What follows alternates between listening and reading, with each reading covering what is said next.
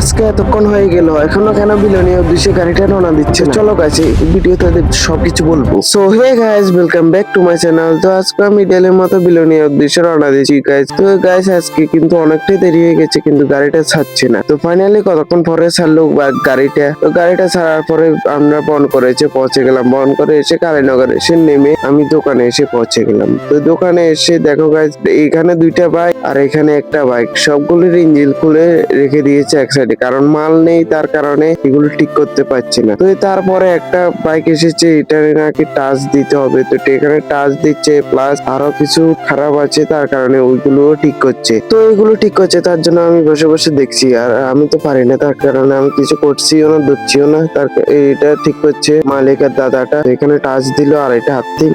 তো এরপরে আমাকে বলেছিল যে একটা শান আনার জন্য। তো আমিও এখানে যে শান আনতে গেছি। তো তোমরা প্রায় মানুষরা যদি না জেনে থাকো, এটা জেনে দিই। শানটা হলো ওই লোহা ইত্যাদি ইত্যাদি জিনিস কাটে দিয়ে সেগুলো। তো এই শানটা দাদাকে দিয়ে এসে আমি এক সাইডে এসে বসে গেলাম। তো বসে বসে দেখছি এখানে ঠিক করছে যে। তো এর কতক্ষণ পরে সন্ধ্যা হয়ে গেল। সন্ধ্যা হওয়ার পর দেখে আরো 3-4টা বাইক এসেছে সার্ভিসিং করানোর জন্য, ঠিক করার জন্য, লাইট ইত্যাদি ইত্যাদি। তো এগুলো ঠিক করে দিল মালিকে। তো মালিকে ঠিক করে দিল। এরপরে আমি বাড়ির উদ্দেশ্যে রওনা দিচ্ছি, কারণ গাছ বেশি দেরি হয়ে গেলে তো গাড়ি পাবো না, তার কারণে। এরপরে ফাইনালি বন করে এসে পৌঁছে গেলাম। পৌঁছে একটা টমটম বলছি চল আমার গাড়িতে করে চল। আমিও টমটমে উঠে সে বসে গেলাম। তো টমটমে উঠে বসার পরে বিলোনিয়া থেকে বরাতের উদ্দেশ্যে টমটমও রওনা দিল। তো রওনা দিতে দেখো এখানে অনেকটাই টমটম।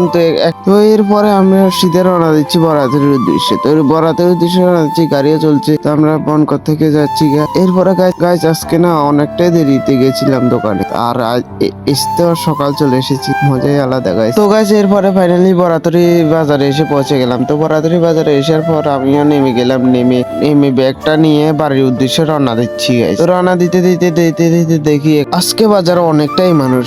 তো বাজারে মানুষ হবে না কেন, কারণ আজকে হচ্ছে বাজার বাড়ারও শুক্রবার, তার কারণে এত মানুষ। এরপরে যে বাড়ির যে পথে দেখি এখানে রাস্তার মাঝখানে বাজারের মাঝখানে একটা অনুষ্ঠান হচ্ছে। কিসের অনুষ্ঠান হচ্ছে তো এটা তো জানি না। তো যাই হোক গাইস, এরপরে আমি বাড়িতে এসে পৌঁছে গেলাম। বাড়িতে এসে এখানে কিসের প্রসাদ নিচ্ছে, আর এখানে খইও চালছে দিতে তারা। তো তারপর আমি ফেস ওয়াশটা নিয়ে হাত মুখ ধুলাম। হাত মুখ ধোয়ার পর মামু বলে চল বাজারে কিন্তু মাংস সস্তা হয়েছে। তো মাংস সস্তা হয়েছে 200 টাকা করে কেজি। তো আমিও বললাম চলেন নিয়ে নি আমরা দুজনেই। তারপর বাজারে এসে মাংস দোকানদারকে বললাম, আর মাংস কেটে দিচ্ছে। তো মাংস নিয়ে নিলাম। মাংস নেওয়ার পর আমরা সবজি বাজার দিয়ে আমরা বাড়ির উদ্দেশ্যে রওনা দিচ্ছি। দেখো গাছ 1 কেজি মাংস এখানে। তো মামু মাংসগুলো নিয়ে বাড়ির উদ্দেশ্যে রওনা দিল সবজি বাজার। তো গাছ আবার নেক্সট ব্লগে দেখা হবে, ততক্ষণ বাই গাইস।